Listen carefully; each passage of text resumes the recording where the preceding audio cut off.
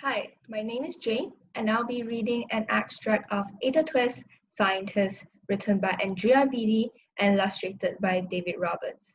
So without further ado, let's get reading.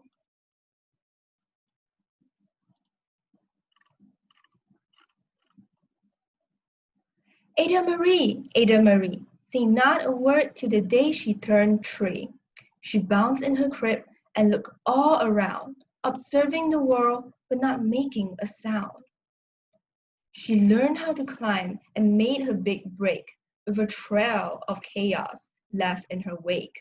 She ran through the day, chasing each sound and sight, and didn't slow down till she conked out at night.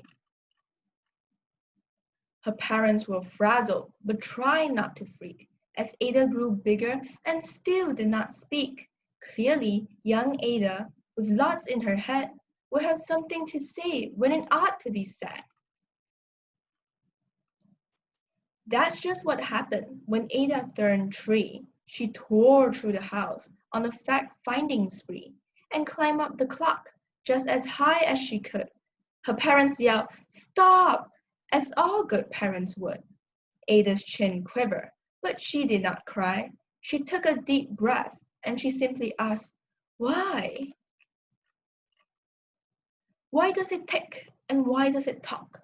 Why don't we call it a granddaughter clock? Why are there pointy things stuck to a rose? And why are there hairs up inside of your nose?"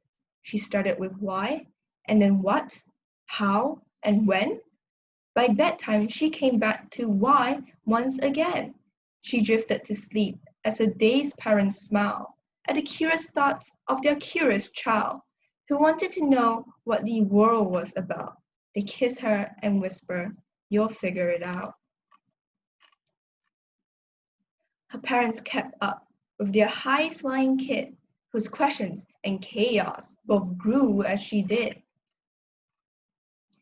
Even Miss Greer found her hands were quite full when young Ada's chaos wreaked havoc at school. But this much was clear about Miss Ada Twist, as she had all the traits of a great scientist. In my opinion, I think reading is very important because it helps improve our concentration skills. This is because when you read, your attention is focused on the story. So that was my reading of Andrea Beaty's Ada Twist, Scientist. I hope this video inspires you and motivates you to join our campaign. Let's together empower children and women through the power of literacy.